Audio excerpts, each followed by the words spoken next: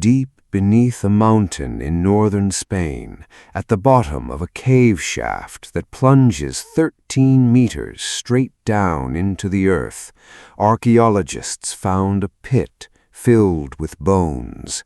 Not a few bones, thousands of them. The remains of at least 28 individuals, human ancestors who died more than 400,000 years ago, all piled together at the bottom of this dark, vertical chimney in the rock. The place has a fittingly grim name, the Sima de los Huesos, the Pit of Bones. And among those thousands of ancient fragments, one skull stood out. When scientists painstakingly reconstructed it from 52 separate pieces, they found something chilling. 2 holes punched into the forehead, just above the left eye, 2 nearly identical wounds. And after decades of careful forensic investigation, researchers reached a startling conclusion. This was no accident. This person was killed, deliberately, by another. It is the oldest known murder in human history, a cold case 430,000 years old, with no weapon, no motive, and no name for the victim or the killer. Today, we are going to investigate this ancient crime scene and ask what a single shattered skull can tell us about the deep and troubling roots of human violence. To understand this mystery, we first have to understand the strange and haunting place where it was found. The Sima de los Huesos lies deep within a complex cave system in the Atapuerca Mountains of Spain, one of the richest sites for human fossils anywhere in the world. To reach the pit itself, you must descend through a narrow underground passage and then down a sheer vertical shaft more than 40 feet straight down, a chimney in the rock that drops into the chamber below. And it is there, at the bottom, that the bones lie, an enormous accumulation of human remains belonging to an ancient people who lived in the Middle Pleistocene, hundreds of thousands of years ago. These were not quite Neanderthals and not quite us. They were an early human ancestor on the branch of the family tree that would lead to the Neanderthals, living in Europe long before our own species arrived. Nearly 7,000 of their fossils have been recovered from this single pit, making it one of the greatest treasure troves of ancient human remains ever discovered. But the very first mystery of the Pit of Bones is this: how did all those bodies get down there? The shaft is deep, difficult, and dangerous. It seems highly unlikely that 28 people simply fell in by accident over the years, and there is no sign that they lived down there in the pitch-black depths of the cave. So how did they come to be piled at the bottom of this hidden chamber? Many researchers have reached a remarkable and thought-provoking conclusion. The bodies may have been deliberately placed there.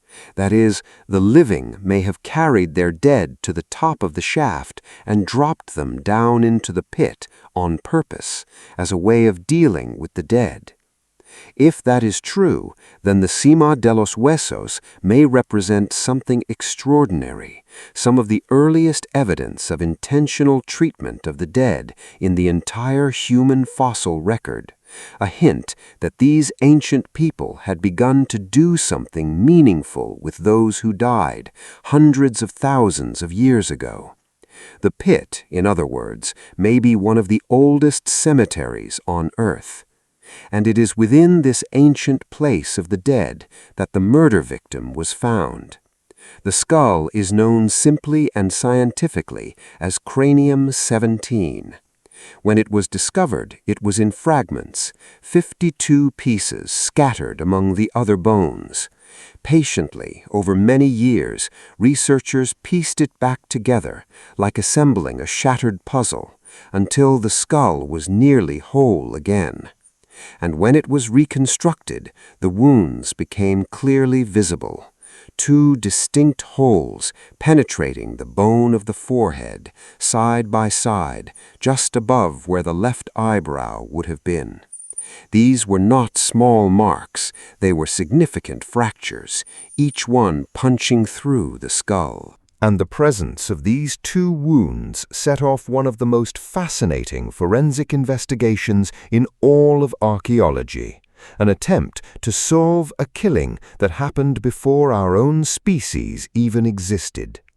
The first and obvious question was this: were these wounds really the result of violence, or could they have been caused by something else, an accident, a fall, a rock tumbling down the shaft? This is exactly the kind of careful, skeptical question good scientists ask, and the researchers took it seriously. They used modern forensic techniques, the same principles used in criminal investigations today, to analyze the shape, the angle, and the trajectory of each wound, and what they found was deeply telling. The two fractures were remarkably similar to each other in shape and size, suggesting they were made by the same object. But crucially, they came from slightly different angles, different directions of impact. And this is the key. If the skull had simply struck a rock in a fall, you would expect a single impact, but two separate blows from two different angles made by the same object is not what an accident looks like. It is what a deliberate attack looks like, someone striking and then striking again. The researchers laid out their reasoning with forensic precision. An accidental fall down the shaft, they noted, might crack a skull, but for the same object to strike the very same part of the head twice from two different angles would be an extraordinary and improbable coincidence. Furthermore, the location of the wounds mattered. Studies of injuries show that accidental impacts tend to strike the sides or top of the head, while deliberate, face-to-face violence tends to strike the front, the face, and these wounds were on the forehead, above the eye, exactly where you would expect a blow delivered by an attacker standing face-to-face with the victim. The skull also showed no signs of healing, meaning the person died at or very near the time these wounds were inflicted. Piece by piece, the forensic evidence pointed in one direction. This individual had been struck twice in the head, deliberately, by another, in what looks like a face-to-face confrontation, and had died as a result. And that led to the sobering conclusion. Because either blow alone would likely have been fatal, the fact that there were two strikes suggests something chilling, an intention to kill. This was not a warning, not an accident, not a scuffle gone wrong. It appears to have been a deliberate, lethal act, one person taking the life of another. And at 430,000 years old, it stands as the earliest known case of murder, of lethal interpersonal violence in the human story. There is even a haunting detail about what happened next. After this person was killed, their body, it seems, was carried to the shaft and dropped into the pit of bones along with the others, treated in death the same way as the rest of the community's dead. The victim was, in a sense, laid to rest even after meeting such a violent end. Now, it is important to be honest and balanced, because this is the interpretation of the evidence, not a confession or an eyewitness account. We cannot know for certain what happened 400,000 years ago. We do not know the victim's exact age, beyond that they were a young adult. We do not even know their sex, or precisely which human species they belonged to. We do not know the motive, whether it was a fight over food, a struggle for status, a personal quarrel, or something else entirely. We do not know the killer. It is, as one researcher put it, a murder mystery with no weapon, no motive, and no suspect, only a body and its wounds. Some scientists have offered thoughtful cautions about how confidently we can interpret ancient injuries, but the careful forensic analysis, the two matching wounds from different angles, the telltale location, the absence of healing, builds a powerful and persuasive case that this was indeed a deliberate killing. So, what does this ancient murder tell us about ourselves? It is a heavy and complicated question, and it deserves an honest answer. On one level, Cranium 17 reveals something uncomfortable, that interpersonal violence, the capacity of humans to kill one another, is not a modern invention or a product of civilization.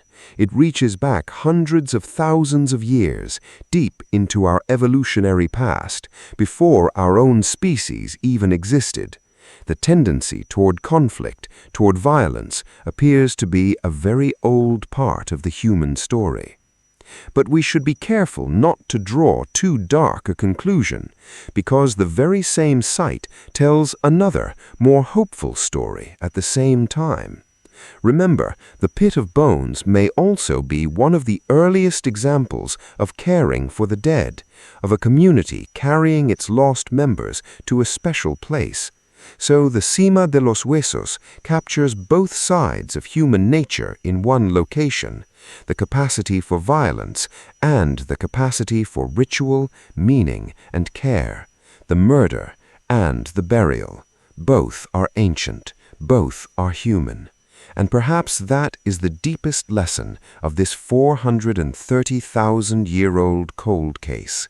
In that single pit in Spain, we see reflected the full complexity of what it means to be human, a species capable of striking down its own and also capable of tenderly laying its dead to rest. The victim of the world's oldest known murder was killed by violence and then, it seems, treated with a kind of care in death.